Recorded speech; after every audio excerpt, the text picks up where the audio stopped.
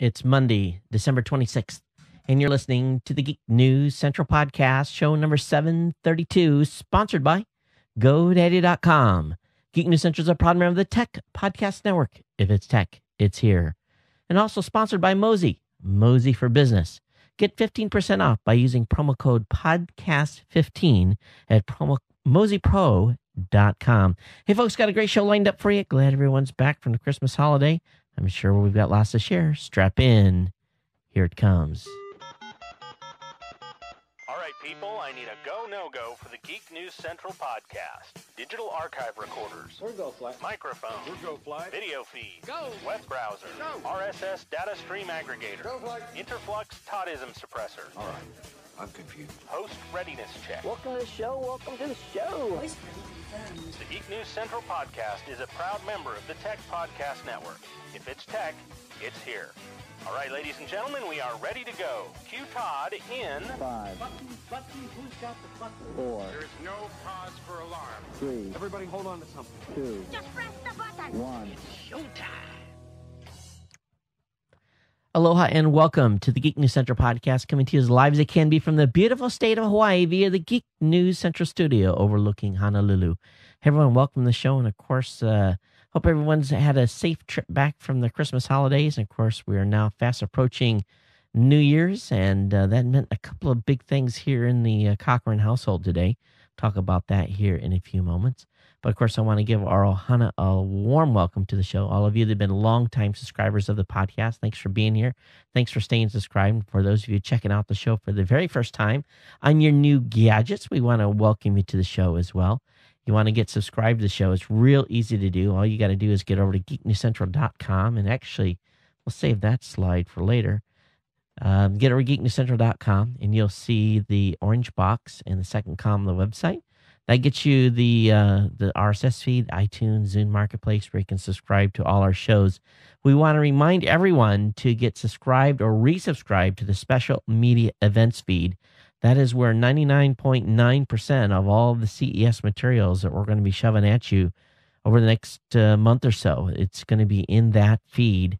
So you definitely want to get subscribed to that. You're going to want to follow us on Zune as well.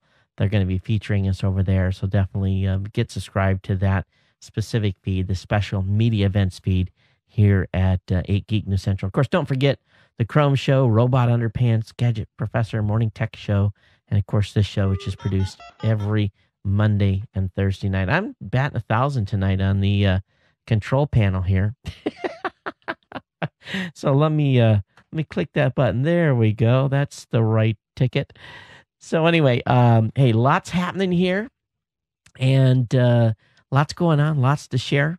And one thing's for sure, it was an interesting last Friday to say the least. You guys had some fairly robust comments on the GoDaddy issue, and I did do an interview with GoDaddy CEO Warren Edelman on Friday. It's about a 10-minute interview. I really had very little time to prepare for that interview. I'm going to play it at the end of the show in its entirety for those of you that didn't listen to it already. And it was their reasoning behind reversing on SOPA.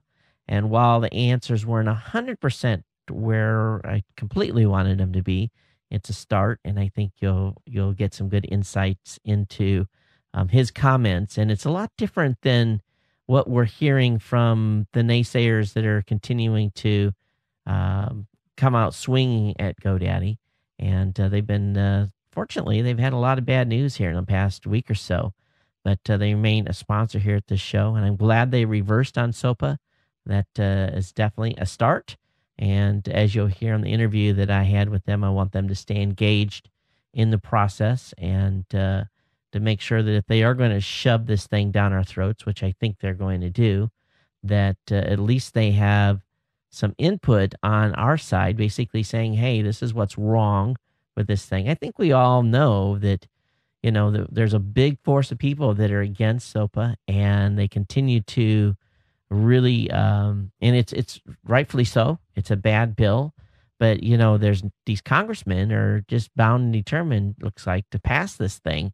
So on behalf of the rights organizations like the MPAA, RIAA, and so forth, and along with 260 other companies, which are not getting any press for still supporting the bill. So, GoDaddy was kind of the scapegoat over the last week, but don't forget there's 260 other companies out there that are still on board the bill, and I'll keep you advised. But just wanted to update you real quick before we really go down the stack here tonight and get into tech and talk about other really kind of administrative stuff.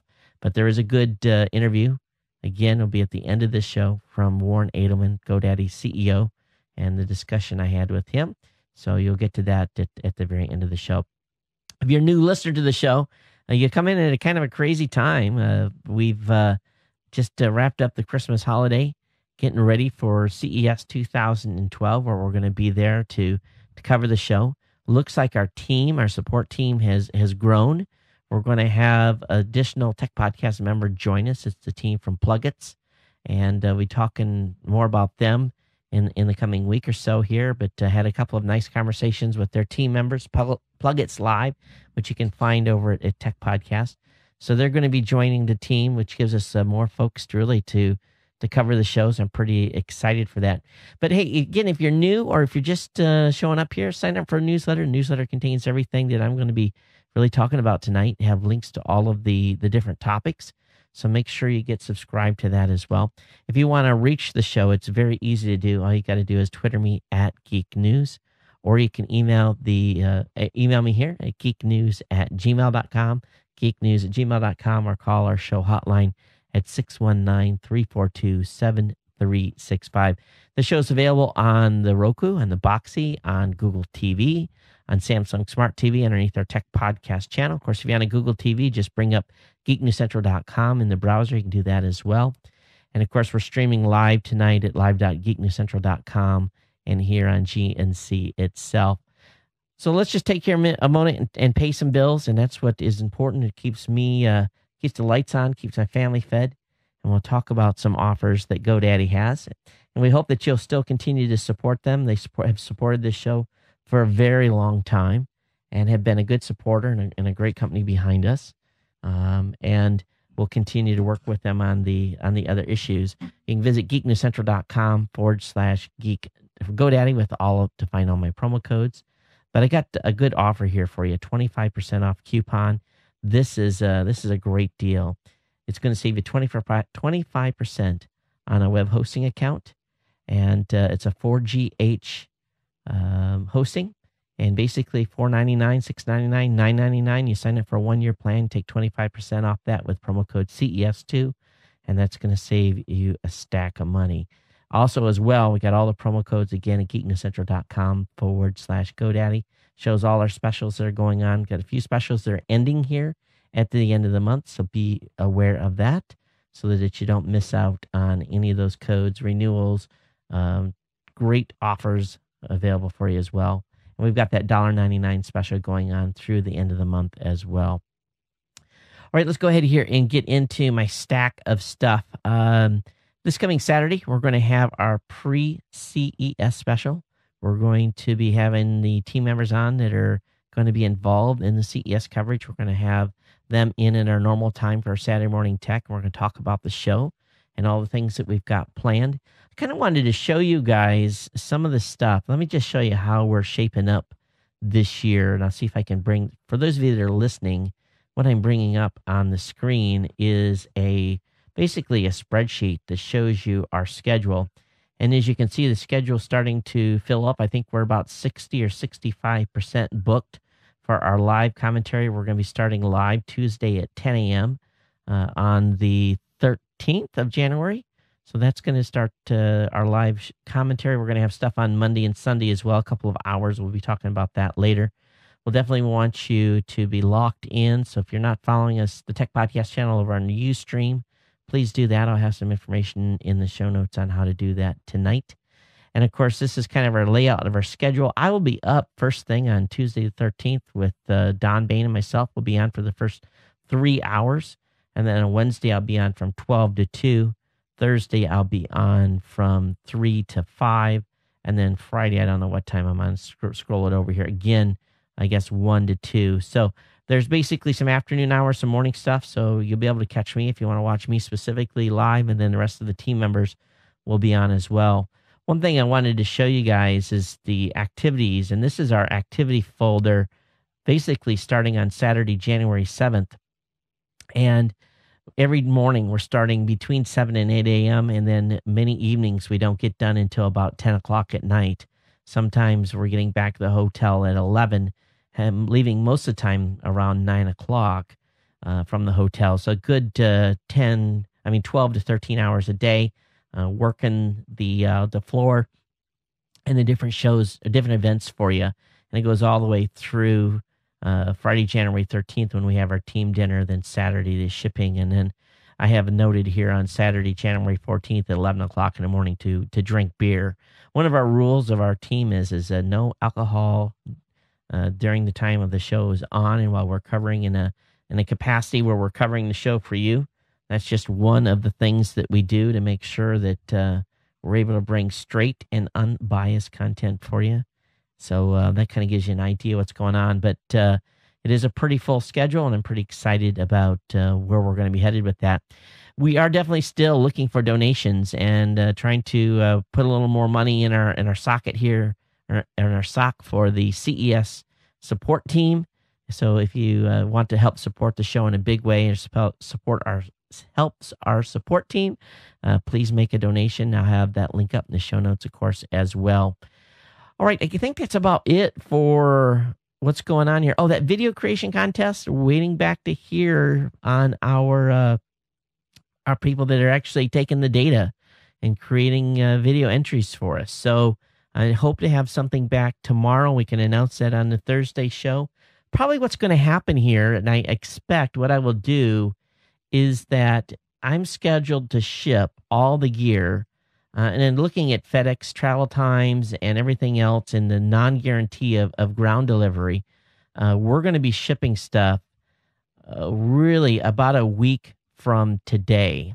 And so probably what will happen is the next Monday show, Monday, January 2nd, that evening show probably will only be audio because the TriCaster and all the cameras and everything will be loaded to go to FedEx the morning of the 3rd.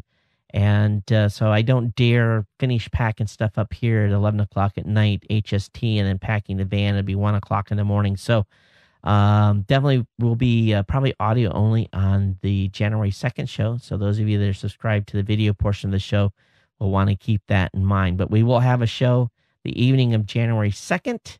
It probably will not be streamed, obviously, so you'll be able to look for it in your RSS feed. And from that point forward, we'll see what we can do. I might be able to squeeze some sort of audio part out with one of the spare cameras. I don't know. We'll see. But there'll definitely be 2 shows that week. I leave for Vegas the morning of the 6th, so there will be a Thursday night show. And then, of course, the following week will all be CES and no regular scheduled show. So that just kind of keeps you up to date on what we're doing with the schedule here, so that everyone is abreast of what's going on. I know that things get crazy at the beginning of the year. Many of you are still out on vacation, but and still tuning into the show. That's an important thing.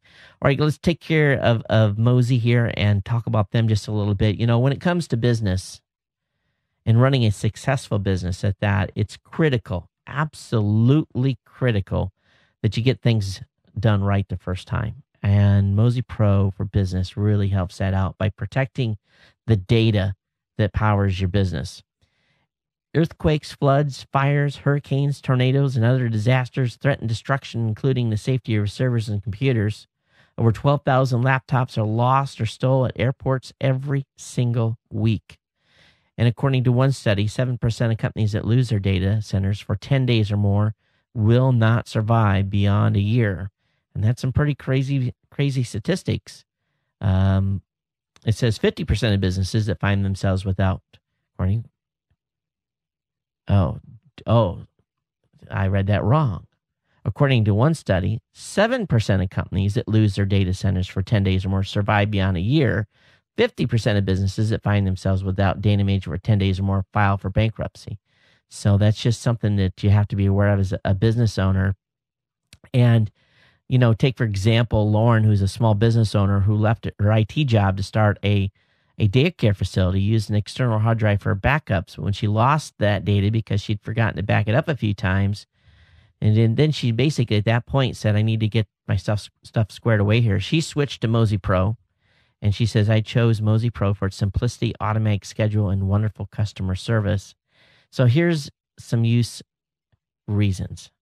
Mozy Pro is easy to set up, saves you time, costs up to 80% less than other solutions, and gives you peace of mind in limiting the hassle of backing your system up. If your business is not backed up with Mozy Pro, you really need to make sure your data is backed up. And here's how to get that offer. Go over to Mozy Pro. That's MOZYPRO.com. That's MozyPro.com. Or call 877-669-9776. That's 877-669-9776. When you talk to them or over there looking at their services, when you get ready to check out or purchase products, services, use the promo code podcast15 and save 15%. Again, that's MOZYPro.com. Thanks, Mozy Pro, for being a sponsor here at Geek News Central. All right, let's go ahead and get into the content. We've got a whole stack of stuff for you tonight. And let me close these little windows over here. And we're ready to go. It was interesting looking up all the content for tonight, because coming off a holiday, there's usually not a lot. But I do have a number of items to go over. And first thing I want to talk about is this is kind of for those of you that are in the snow. I just had to share this with you. I remember as a kid, and this is not techie, but this is just kind of geeky. As a kid, I remember always being mad. I would have to put my bike up for the winter. And living in the country, there was really no way to really ride your bike. And they didn't have snow tires at the time. But if you want to put some snow tires on your bike, all you got to do is get some zip ties. And so you can take some zip ties, install them around your tires, and that provides you with some cheap traction in snow for that bike if you want to ride it during the wintertime. Again, highly risky maneuver. Make sure you're wearing your helmet. And ice at two wheels on a bike just doesn't get around. But instead of studded tires, this might be a way to go. So I thought I'd kind of share that with you. As well, over at Gizmodo, they're talking about your lights and how you can really essentially get things wrapped up. Now, one thing's here, me and my wife is Japanese. We are big time on getting all the holiday decorations down on the 26th, cleaning the entire house from top to bottom. It's not spring cleaning in April. It's spring cleaning between Christmas and New Year's. So basically, the whole house has to be gone through top to bottom. One of my jobs was to do the upstairs and the attic. Oh, yeah, I'm telling you, from top to bottom, organizing attic, cleaning up, making it neat. And I probably spent 3 or 4 hours up in there rearranging everything. And same thing with putting stuff away. Got to be neat, organized. So the folks over at Gizmodo have given you some tips on how not to end up with a rat's nest and how to store your holiday decorations. And so this is just, some tips and tricks for you. And as you're getting ready to clean things up, it may save you some agony next year when you're pulling that stuff out and you're getting ready to put stuff up 12 months from now and lights are all tangled in rat's nest and you name it. This will be some great tips for you. So I have the link up in the show notes for you. Hey, over on Fox, and this is the reason I was kind of cruising through, and I actually didn't get this from their website directly initially. I got this from a link in someone else had linked to it on another site, and Facebook this weekend led police to a captive woman and child. Now check this out. A woman's cry for help in a post on Facebook helped police rescue her and her disabled son after being held captive for about 5 days. On Friday, the woman posted a message on Facebook saying she feared that she would be dead by morning. Now, why she put in there that she feared she would be dead by morning, I don't know exactly why she put that. It would be like, help, call the police. I'm being held captive. I'm afraid I'm going to be killed. That's what you put in your Facebook post. but she said she feared that she would be dead by morning. Now, what had happened was that I guess this whack job that, and this happened in Salt Lake, had her captive, and he's been charged on, oh my goodness, just a huge barrage of different charges. But she basically snuck into a closet with a laptop and was able to make the post. Now, her son's iPhone had been smashed. And I'm going to tell you, this is where, if you think about it, I'm kind of curious how she's able to sneak in, get that booted up. You think about how long it takes a computer startup, even a Mac. It just takes a little bit. Now, if she'd had a Google Chromebook, boom, that thing would have been up in like 10 seconds. She would have been on, could have made that posting, but she really risked a lot by making that post. But thankfully she did, and this guy is behind bars. So here we have a situation where, someone was in big trouble and Facebook saved her. Now, you think of other technologies. Now, what if someone I think about here and what the potential is. And if someone held my family captive and had our phones and everything else, as many computers are laying around here, they would be, I think, very paranoid about it. But if you only had a computer to call for help, I guess Skype would be a way. But then again, how do you know you dial 911 on Skype, and what does that do? I don't even know, to be honest with you. So you'd have to have the telephone number of the police department direct. But, you never plan for something like this to happen. But anyway, there's a lot more details on the website here. I have this link up in the show notes for you. But at least her friends were watching and were able to, basically tell authorities and have them come to the house. So that was good, really was. Well, this Christmas, it appears that the top sellers were tablets, game consoles, and TVs were the most popular Christmas gifts. Not surprising. I saw a huge, basically sales on TVs and everything else. Of course, with the Super Bowl fast approaching, TVs, this will be probably the best time of year if you haven't bought a flat screen TV to watch for. So TVs will definitely still be on sale. We'll see how the after Christmas sales go. I was surprised that I was getting bombarded with as many after Christmas sale announcements as I was.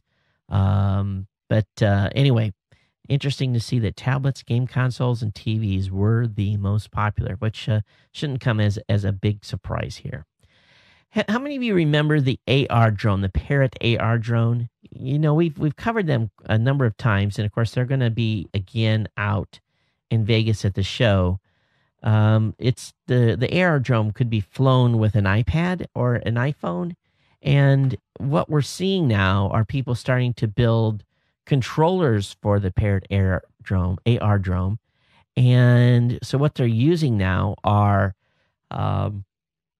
using PlayStation, Xbox, or Wii controller, or even a flight sim joystick.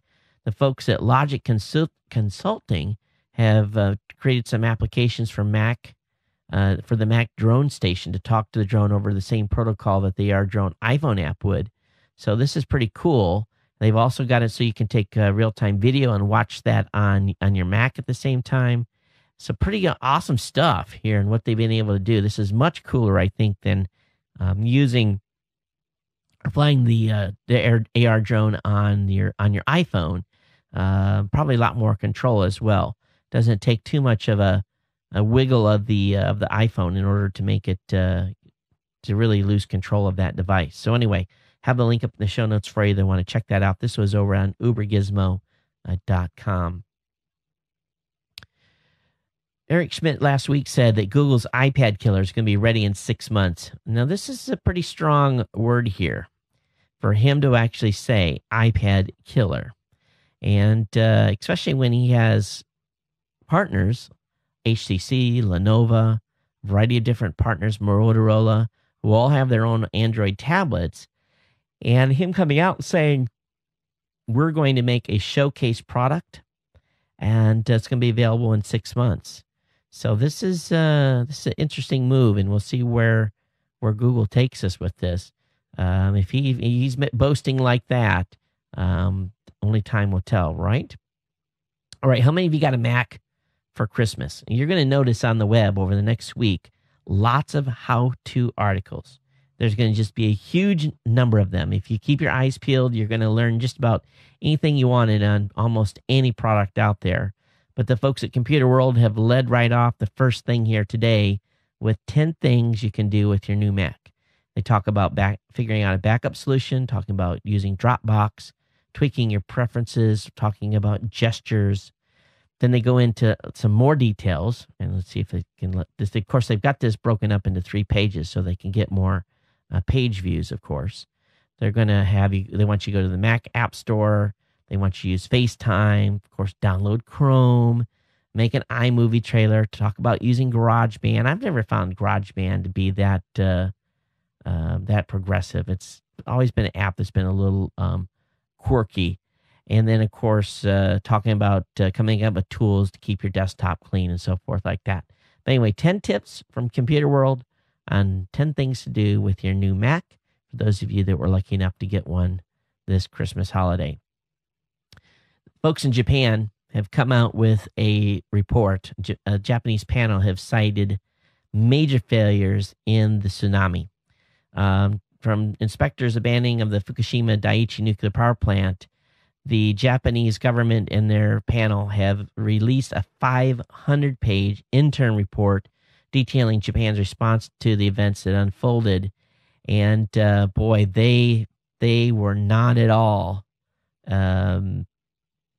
in this is pretty. I was talking with my wife about it because she read some of it, and she basically said that the Japanese are always pretty protectionist.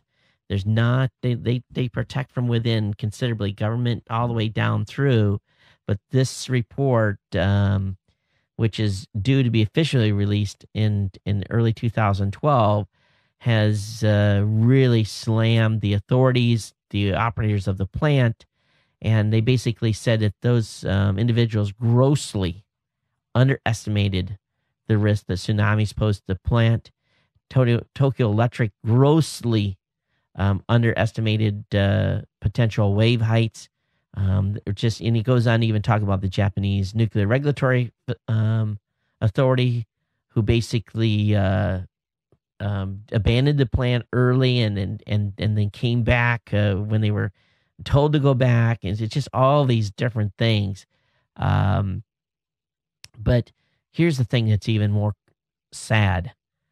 The government failed to make use of data on radioactive plumes released from the plant to warn local towns, and direct evacuations reports said the failure allowed entire communities to be exposed to harmful radiation. So this is the Japanese public are going to have a field day with this. Their heads are going to roll. I'm going to tell you, just in the way the Japanese work, there will be many. If the folks haven't resigned or been fired already and held accountable, it's going to be ugly. The Japanese are going to take people to task, as they should. So we'll see what happens here with this as this moves out. But I just thought that it was interesting that this report would come out here before New Year's. Typically, the Japanese are getting ready for a big holiday, and their New Year's is basically their number one holiday of the year. And but it's this is amazing. This came out at this time, so we'll see what develops as time goes on this. There's an interesting article over on i-programmer.info, and I really didn't have a lot of knowledge on this individual before, but how many have heard of Charles Babbage? And maybe some of our UK listeners can help me out here, but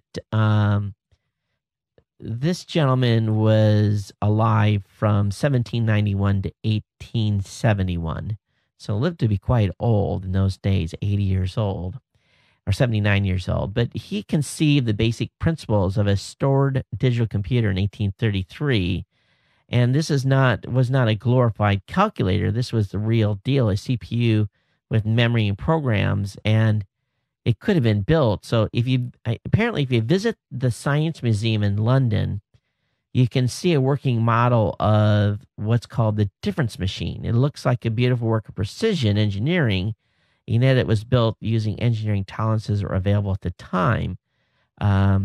He did not build the difference machine, although others did build machines like it during his lifetime.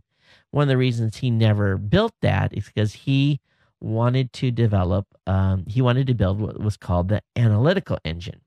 And as scientists have looked at this today, they said, man, this guy was like way, way, way ahead of his times. So in 1910, apparently his son had built a large hand-operated calculator plus printer based on the CPU of the analytical engine, and it worked. So now 170 years later, John Graham Cumming has embarked on an ambitious but realistic project to build the analytical engine that he dreamed of for public display, and it's under what they're calling Plan 28. Plan 28 is a reference to the documentation that Babbage left on the analytical engine, and so people are pretty excited. Programmers, historians are pretty excited that he's undertaken this, and he's trying to raise the money to get it done. But I read up a little bit on this guy today, went to Wikipedia as well. But this guy was so far out of his time that it would have been just a curiosity to see what would have happened if he would have built that and if the scientists would have realized what it did. But scientists today are saying that this could have really, really changed things a lot, made things advance a lot further in the computer, basically in a computer style thing. Whereas if you think about modern computers today, they're all silicon based. But if you go back and use the same principles on a machine, gears, mechanisms, a lot of the stuff that obviously that are silicon based today can be replicated in reverse mechanically. It doesn't, it'd be just about as big as probably one of the old steam engines. It would be as big as a house, but it could get the job done. So it's interesting to see where this is going to go. But I just thought it was kind of cool, kind of a little side note today. And a great 4-page article on this. I'll have a link up in the show notes. Again, it's i-programmer.info. That's where it's at. I have the link up for you to check out. Warner Brothers is getting sued for piracy. Apparently, in one of their movies, they used a knockoff Louis Vuitton bag, and basically the folks from Louis Vuitton are not very happy about it. In a 22-page complaint, it alleges that Warner Brother had knowledge that the bag was a knockoff, but went ahead and used it anyway in the movie. So I guess, Warner Brothers takes IP rights seriously only when IP rights of their own are involved. So nice to see Louis Vuitton going after them and for the knockoff. And yes, Louis Vuitton bags generally start at about $1,000. So maybe it was a budget issue, right? Had to get the cheap one at the swap meet for $20. Oh, this is a beautiful one. It may not, this is kind of nuts. Best Buy has been offering an HDMI cable for a whopping $1,095. It's currently sold out. And Best Buy seems to be pretty oblivious to the price of this HDMI cable, but the reviewers are not. Enjoy this. This is I got the link up here to Best Buy, and I'm looking at the customer reviews. And here's one. Got a 5.0 review from a buyer. He says, I was truly excited when I received my AudioQuest HDMI cable after reading the glowing positive reviews. I knew it would be fantastic, but I didn't know how fantastic it would truly be. I tried to think how many applications this cable could truly have when it hit me. I bet I could transfer my brain into the TV and become one of the internet. I mean, it wasn't too far of a stretch. My TV did come with Wi-Fi support, and I pay for a lot of internet anyway. I immediately plugged my I immediately plugged my new HDMI cable into my left ear, the other into the HDMI port on the back of my 55-inch flat screen, and just like that, I was on the internet. Unfortunately for me, introducing my sentient brain into the computer's matrix was too much, and the CPU in my TV became malicious and tried to take over my conscience. After months of battling, I finally gave in, and life has never been better.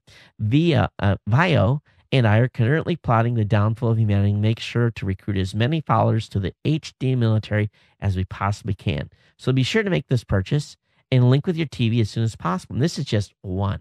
I mean, this goes on and on and on. And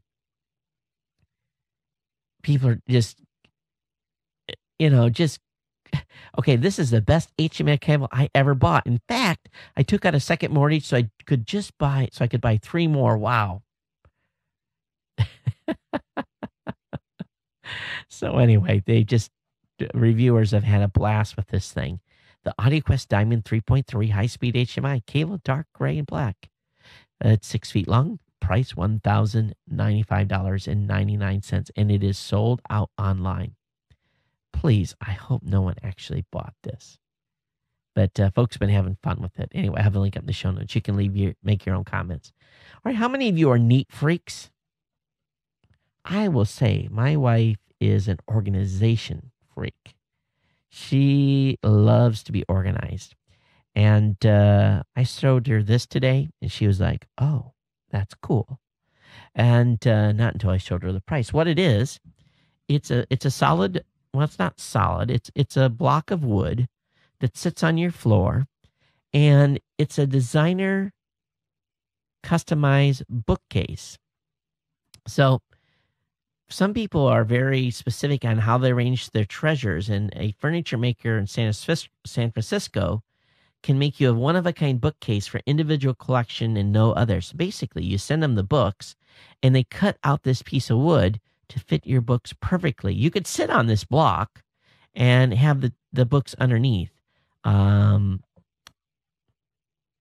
It looks sexy, but for the money, oh my goodness, $500 to $5,000 each.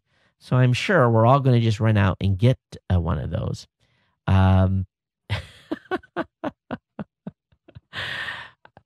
I guess only the eccentric and someone with more money than common sense would go out and buy one of these. And this one holds 1, 2, 3, 4, 5, 6, 7, 8, 9, 10, 11, 12, 13, 14, 15, 16, 18 books. A whopping 18 books it'll hold for a whopping $500, $500 to $5,000. So I guess it'll be a talk piece in your house. Just don't tell anybody how much you paid for it. Hey, and a little bit of a surprising note here, and this is something I want you guys to pay attention to. You guys know that when we go to CES, we cover stuff on what we think is cool. If we don't think it's cool, we don't cover it. All right? It's just, there is no, there's some companies that we take a little bit of a roll of the dice on when we're scheduling them live. We think they have something cool, and hopefully they don't show up with a dud, but that's the chance we take in pre-scheduling live. But our floor teams only walk around and record the cool stuff. That's the rule. But apparently LG is doing some sort of a promotion where they are going to select a very select few tech blogs, and they're kicking off a campaign called the LG3 competition. And what they're going to be doing is for every article that these bloggers write, they're going to give them up to $500 with an American Express gift card. And the readers are going to have a chance to win some gift cards as well when they comment on your blog and tweet about LG Cinema 3D TV product line. Now, this to me is just trashy, trashy, trashy. Here's the funny thing. LG could have reached out to companies like ours and been an official sponsor. They could have sponsored our entire event and probably spent less money than what they're going to pay to have these bloggers go out and do all this promotion. And some bloggers are going to jump right on this. They're going to say, oh, yeah, this is a great deal. I'm going to get some money. All I got to do is talk about LG. And again, what kind of disclosure? What's going to, is this a pay for play? And this is what the folks over at technologizer.com are saying. He says, no way, CES paid for play. And, LG, if you want a brand ambassador, hire someone full-time to do this as a social media part. But, we've gave away stuff on this show before. We've always disclosed, right? Whenever we get gear to review on this show, what do? We disclose that it was given to us. If it wasn't given to us, we don't disclose that, stuff that we bought ourselves. But this goes to show you some of the activities that are going on by some companies that are getting bloggers that are going to CES to cover their stuff and paying them to do so. We will never do that. Everyone that comes that does an interview with us in our live studio has not paid a penny to be there. Every person that we talk about to on the floor will never pay a penny to be interviewed. If you want to be a sponsor, absolutely, we'll take them on as a sponsor, but we will clearly say that. It'll be clearly advertised on the website. But their products get the same treatment as everything else. If we don't think they've got something cool that's in their booth, we'll talk about the product they want us to advertise. But we're not just going to go give them special treatment. So I guess this offer was made through Ogilvy, Ogilvy. This is a gigantic public relations firm. And, they could have, it just amazes me. So here you are, you've heard about LG stuff. And now anything you guys see out of LG on CES, you're going to be suspicious of, right? I know I would be. So just be aware. And if something looks too good to be true and someone's writing about something overzealously, you'll know that something might not be as square as you want it to be. All right? Okay, over on New York Times, bitblogs.newyorktimes.com. If you fly, that during takeoff, if you have a Norelco razor, you can shave. There's no restriction for you shaving while you're taking off. Did you know if you had one of those little handheld recorders, you can actually use that during landing and takeoff as well? That's not restricted. But if you, of course, you want to use your Kindle or your iPad during takeoff, you can't do that, of course. You have to wait till 10 minutes after takeoff. Now, some folks from New York Times headed over to an EMT lab, or over to EMT Labs, Electronic Magnetic Transmission Labs, as looking at the electrical emissions of gadgets. Now, I will say that I've seen electrical emissions from some gadgets be pretty high when I was previously in the Navy doing different testing and stuff. Some stuff leaks like a sieve. But when EMT Labs put an Amazon Kindle through a number of tests, the company consistently found that their e-reader emitted less than 30 microvolts per meter. That's 0.000, let me say that again, 4 zeros and a 3 of a volt. So almost nothing. So the power of a Kindle is just absolutely minuscule and can't do anything to interfere with a plane. Now, they found similar reasons for an iPad. Now, even surprising here is that the electronic emissions off a Norelco razor and a voice recorder, some of those were higher than what the emissions from an iPad or a Kindle. So they're trying to get some answers from the FAA, saying, well, what's the real deal here? What are the reasons? We're not finding any substance in your claims as interference from electrical devices. And let's be honest, even if you got every passenger running an iPad, these aren't additive. They only emit around their little area, right? And if it's 0.00003, that's pretty low. And actually, that's awesome emission characteristics, almost nothing. So I don't know. What do you guys think on this one? I think it's just a way for the airlines to make you pay attention to their half advertisement, half safety brief, I think. Sony is currently awaiting the tally for their losses related to its data breaches earlier last year. And as we all know, close to 100 million customers accounts were breached, and they figured that the actual total cost would be around $200 million. And with 58 class action suits in the works, that may not be a big enough number. So Sony did not have this insured. Sony's insurer, the Zurich American Insurance Company, reminded the company it does not own a cyber insurance policies. Some of these policies only cover tangible losses like property damage, not cyber incidents. So now you can start buying insurance, cyber insurance, and this is going to be a boon. Before you bought insurance on your property and your goods, but now companies are going to be able to start to buy cyber insurance. I bet you that will be expensive. Apparently, there's been some estimates done that there may be as much as $750 million worth of premiums have been placed over the last year. And they feel that the number of policies put in place could grow by 50% over the next 12 to 18 months. And the average cost of a data breach has hit around $7.2 million for companies. It definitely cost companies around $214 per compromised data record. That's pretty scary stuff. By the time you send the notices out, you get them the credit monitoring, all that stuff. So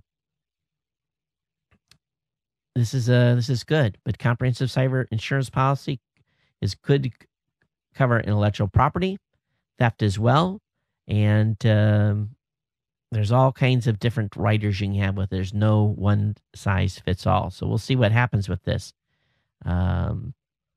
But it could become a booming industry out there for those companies that want to protect their bottom line, especially by all the hacking and stuff that's going on.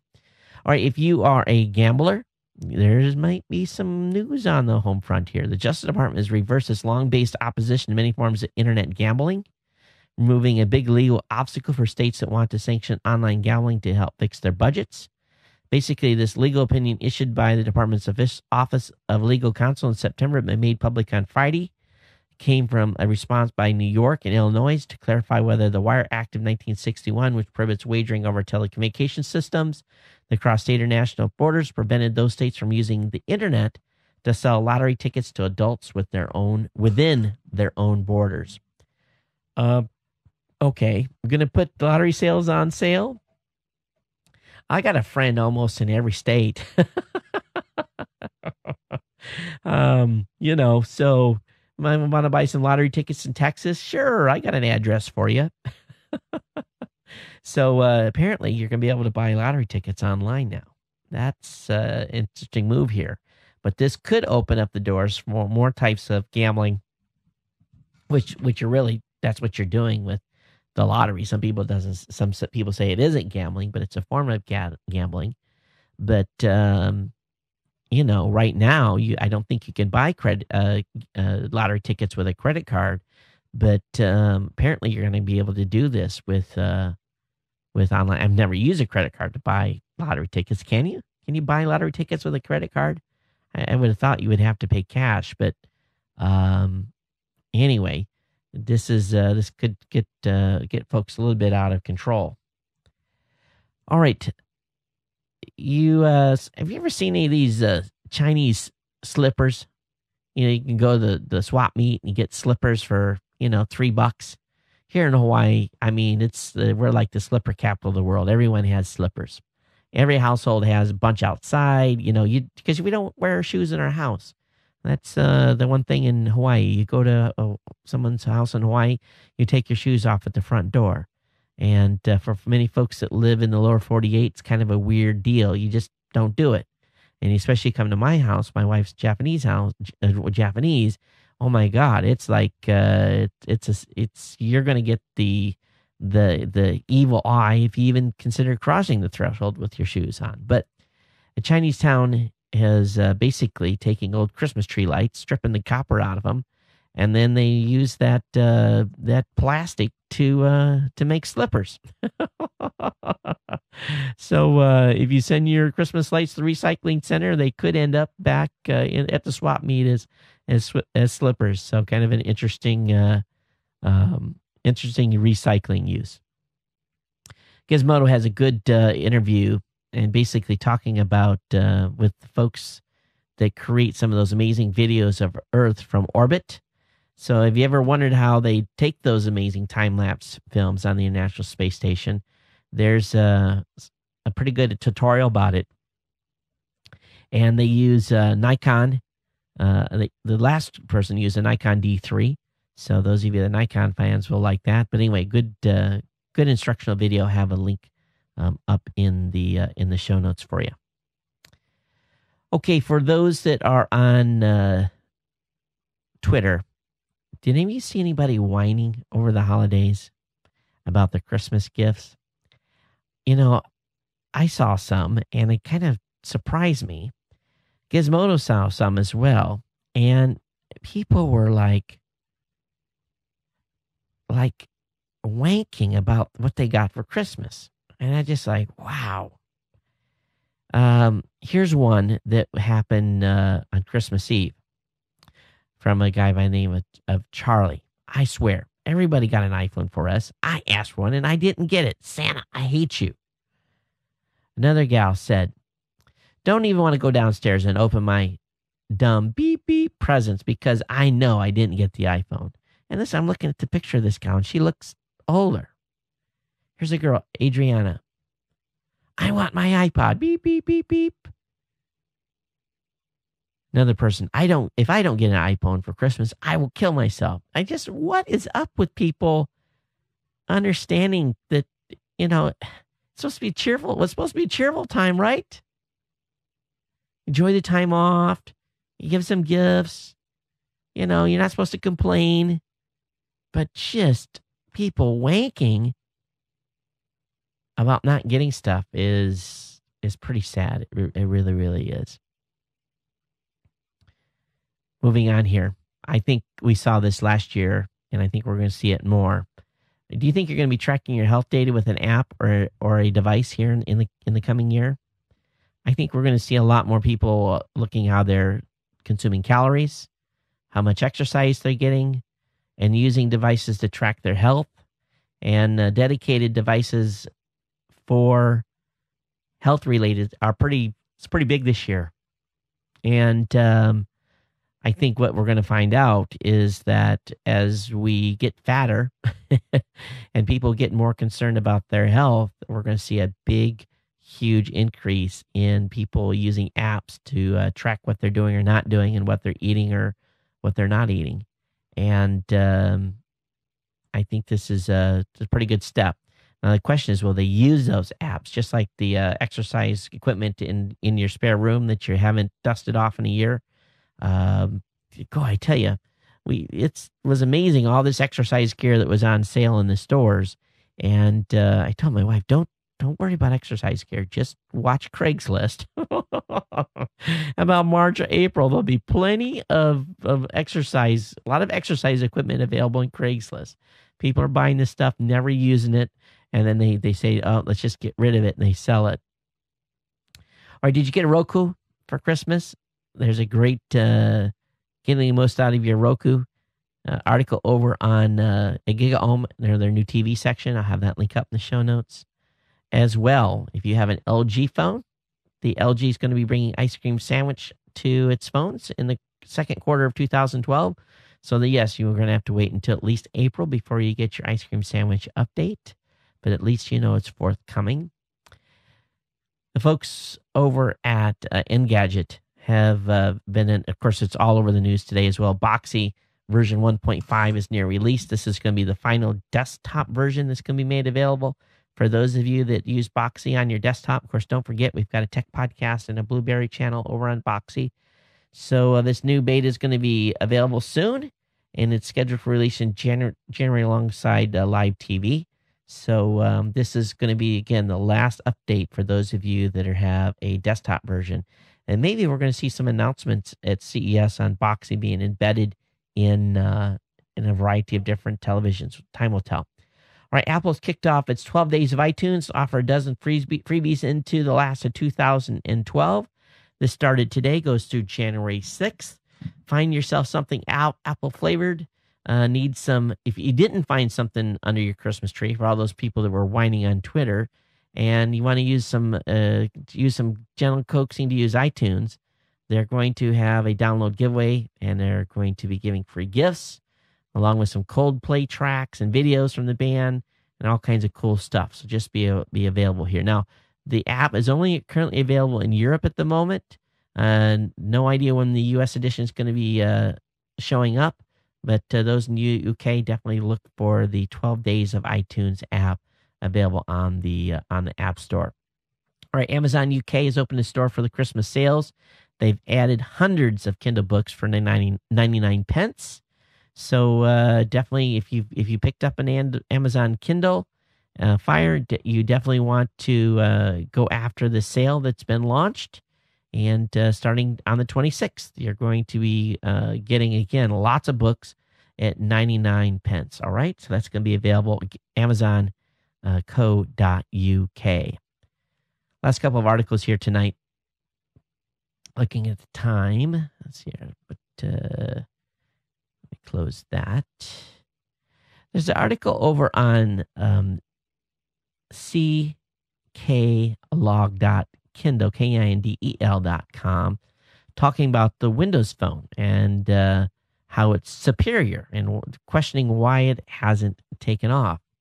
And I don't necessarily know if the Windows Phone is that superior of a phone, but anyway, he's brings up some points here that makes me, just kind of, Windows has had a tough time in breaching the market. Number one, they've been really late to the market. The iPhone and the Android phones have gotten such deep entrenchment, and people have never thought of Windows being a good device manufacturer. They haven't had a lot of success with that.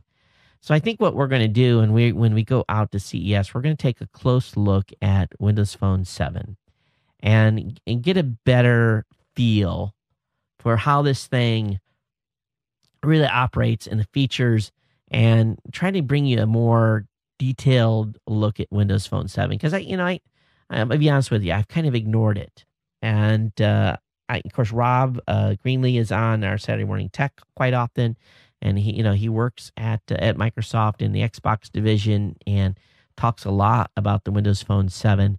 But I think I'm just, maybe we should hear from the audience. If you've got a Windows Phone 7, please tell me why you think it's better than the iPhone or the Android, or why it isn't. And if you have one, you're not satisfied with it. I'd love to hear. But this rant this guy went on, basically, he really truly believes that the Windows Phone 7 is better than other devices out there. And I'd love to hear your guys' thoughts on it. For those of you that own one, fire me back a comment, geeknews@gmail.com, or call the voicemail hotline and leave your comments. And if we don't hear anything, we'll kind of know, right? I think last year was the year of the apps. Apps have really taken over the world. There is 123 countries in which the iPhone is available. Basically everywhere in North America, South America, almost all of Europe and Asia. Really the biggest part of the world that is yet lacking to have the iPhone are countries within Africa. But everyone else is, there's iPhones are available. So I think what we see now is that apps have really kind of taken over on the mobile devices, being your link to media. And I think we fully understand that at Raw Voice as well, and how you're using apps in a bigger way. So, I guess the question I have for those of you that are mobile users that are listening to this show on your mobile device, what's your primary way right now of consuming this show? How are you listening? Are you syncing your phone? Are you downloading? Are you using Stitcher? Or what are you using to listen to this show with your mobile phone?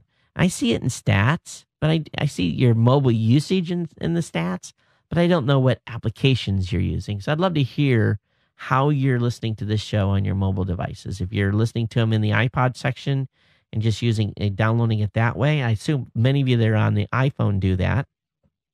But those of you on the Android, I don't know. I know how those of you do on the BlackBerry. There's only a couple of ways to get the show with a BlackBerry.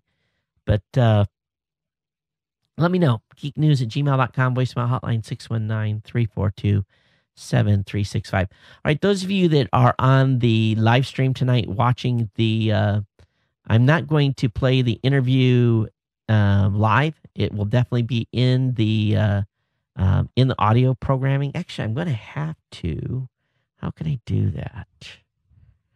Can I copy that over? I wonder how I can do that. Can I do that quickly? Let me think here. I think I have the technology to do this so that we can play it for you.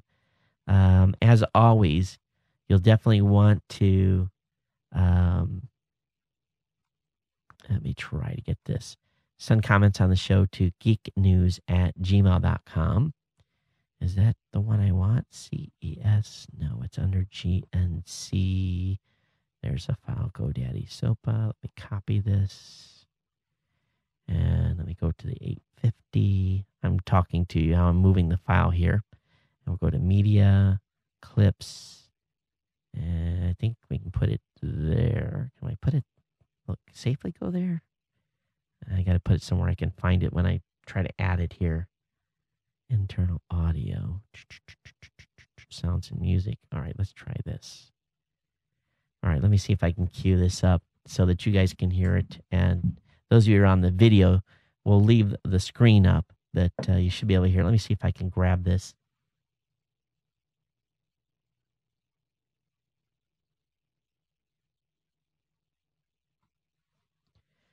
Maybe. Oh, there it is. So I was able to get it. Okay, this is about a 12-minute audio file, and I'll be able to play this for you. I didn't know if I was, those of you on the live stream will hear it, and then I'll just splice it into the MP3 file. All right, I guess that's it, folks. The interview with Warren Edelman, the CEO of GoDaddy, is coming up. And see if I can play this. And I don't know what you're going to see on the screen. Maybe the screen will go black. I don't know. Let me see what I can do. Will this actually play? I think I can play it. All right. And hey, thanks for hanging out with me on the show tonight. I appreciate it. Everyone take care and aloha. Hey everyone, this is Todd Cochran from Geek News Central at geeknewscentral.com and the host of the Geek News Central podcast. This is Friday, December 23rd, and is an interview with GoDaddy CEO Warren Edelman. I talked with Warren about their decision today to reverse course on supporting SOPA. I had about 10 minutes to prepare for this interview. I had sent an email off to GoDaddy asking for the interview, feeling I probably wouldn't get one until the following week because of the holiday. But they immediately responded and made Warren available to me. You're going to hear the interview in its entirety without any interruption or editing. So enjoy the interview, and love to hear your feedback on GoDaddy's update on SOPA and their position. I do have a few disclaimers at the very beginning of the interview that you'll hear. I encourage you to get over to geeknewscentral.com and subscribe to my podcast where we talk about SOPA and other tech issues twice a week. I record the show every Monday and Thursday night with a Tuesday and Friday release. We produce over 731 episodes, including covering shows like CES and a variety of other commentaries. So get subscribed to the show, and I hope this clears up some thoughts if you have had some more additional concerns on GoDaddy on their position on SOPA. Here's the interview. Hi, Todd. It's Elizabeth. I'm here with Warren Edelman. Hi, Elizabeth and Warren. Hey, Todd, how you doing? Hey, I'm doing great. And you guys had a exciting 24 hours. I guess probably that's the gentle way to put it, right? We're pretty sporty folks, so we're hanging in there. Well, I just wanted to get you guys and talk to you for a few minutes about what's been going on. And Warren, you're a little low on the volume, so if you make sure, I think you're on a speakerphone, get up close to that if you can. But as a way of better, that's better. Yeah, much better. Hey, as a way of disclaimer here, because I am recording this for folks to kind of get your guys' side of the story beyond the press release. You guys are a sponsor of my show, and you have been for about 6 years. So I wanted to put that disclaimer out there before we got started. But I think I woke up yesterday morning to a bombardment of email, basically saying, "Hey, GoDaddy is on record as being supporting of SOPA," and I was like, "Huh?" So I went and kind of read the web barrage that was going on, and obviously the stuff that kicked off on a few sites asking for a boycott. And, I think the thing that surprised me is you were on a list with about 300 other companies, but somehow, GoDaddy became the target for the day. And so as I emailed off something to a rep there that I work with on a regular basis and said, hey, what's the PR response on this? What are you guys saying? And she sent me the links that everyone else was getting. So I was trying to figure out basically GoDaddy's rationale for supporting the bill. And honestly, in the beginning, it really didn't make a lot of sense to me. And so, your press release today reverses that. And I guess a couple of things I want to ask is, I guess I'll let you guys talk here. I'm doing all the talking, but, there was, when you guys went up and were talking with the folks at SOPA, what things were you guys trying to get changed? And, what drove you guys to change your position and do the press release?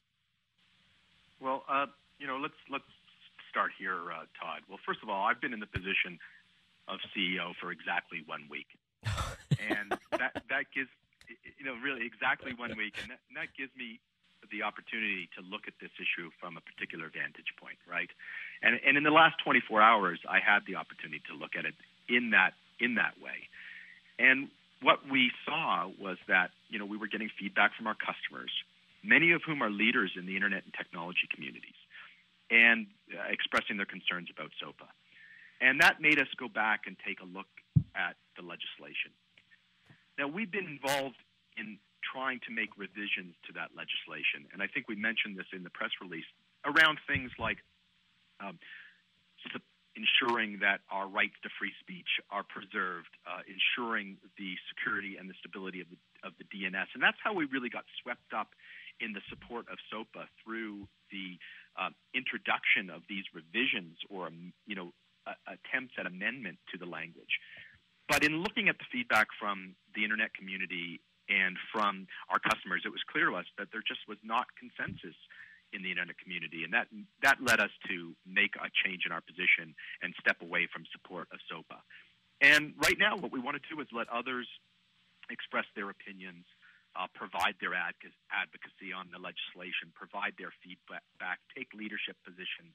And we're going to step a little bit to the side and observe and orient around what the internet community in total is saying about this. There had to be some concern on your guys' part where they could just come in and, a rights holder could, through a basic letter saying, hey, I own this content. This is the site that it's on. And really, without any due process, they could have ordered you, or you would have been required to alter a DNS server from resolving from a domain name to another website. Now, we know the U.S. government's been seizing .coms and .nets and .orgs for a year or two now, and there's been a lot of controversy around that, and with not a lot of due process going on. And, probably 90 or 95% of those sites were, acting inappropriately, but there's been a few sites that were taken down that probably shouldn't have been taken down. So I think, what's happened is the internet community's been so concerned about the abuse of rights holders and their overreaction. You look at some of the DMCA stuff that's happened recently with, I wouldn't say false DMCA stuff being put in, but the DMCA process being abused, with the DNS stuff that had to concern you guys, didn't it? Well, listen, I think one of the things is that this is not a simple bill. There's a lot of complex issues in this bill. And one of the things that's clear, and we understand this now, because we have worked on revisions to address some of these very issues about free speech, about the security of and the stability of the DNS, about the ability of non-trademark holders to interact, is that what's really become clear to us is there needs to be a lot more understanding and education and learnings about this legislation. And that's part of the process now. That's why we want to step back and let others provide commentary and feedback and look at this legislation, because I think there's a lot of pieces of it that are misunderstood. And one of the things that this process of the last 24 hours has done has brought a lot more attention to the issue. And I hope that from this attention, people will dive into the legislation as it sits today with the amendments that have been made and start looking at it and providing their feedback and commentary to the current drafts. I think that'll all be very helpful for us. I think, too, there's a certain amount of frustration in that people feel that writing their congressperson or their representative often is kind of just like, okay, we've done that, but we don't feel that they're listening. So I think this is where the action that the community reacted against you guys yesterday probably stems from. Don't you think that that folks are frustrated that their congressional reps are largely not listening, and so they say, okay, let's go after a big entity who has a bigger voice? I would encourage you guys not to step back. I'd encourage you guys to stay active in the process. And, big companies like GoDaddy are going to be the ones that are going to help ultimately persuade the congressional reps to change their minds and fix this legislation or stop it and rebuild from scratch.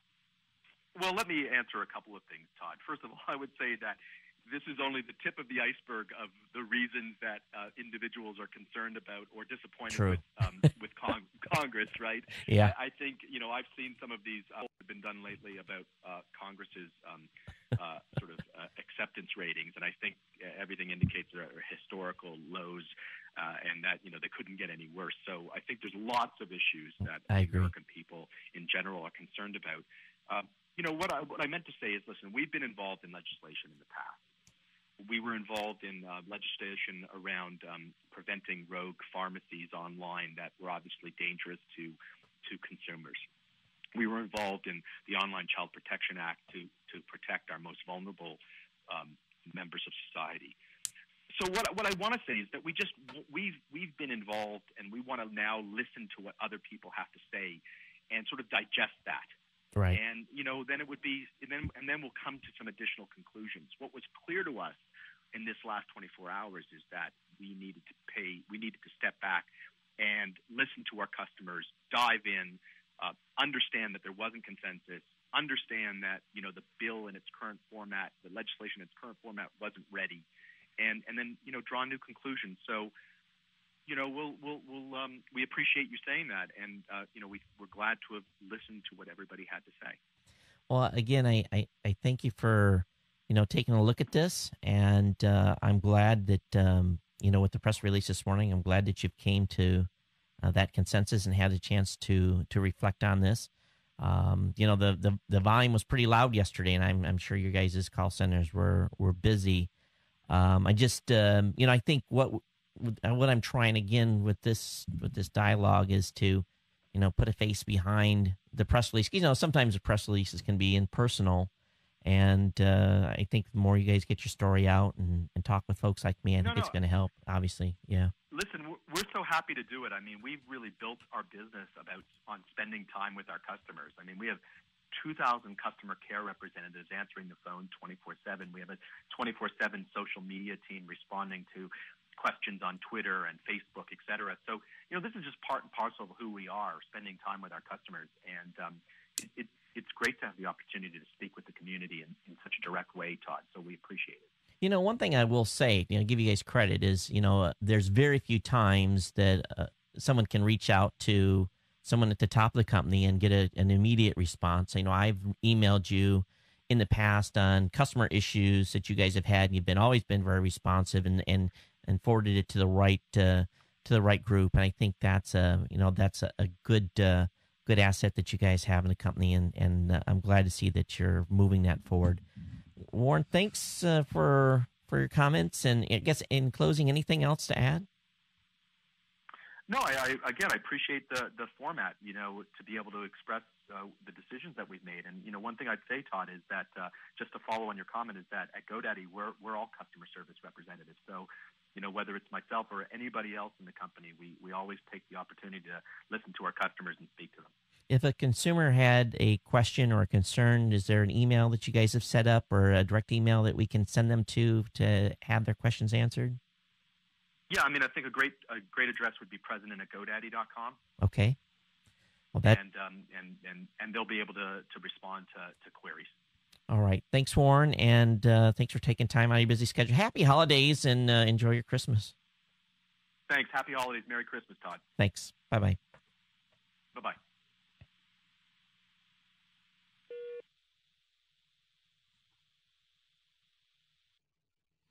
All right, folks, you just heard the interview, and I encourage you to drop me an email. Tell me what you think. geeknews@gmail.com, geeknews@gmail.com. Hey, everyone, thanks for hanging out with us, and we'll see you on Thursday for a Friday release of the show. Everyone, take care, and aloha.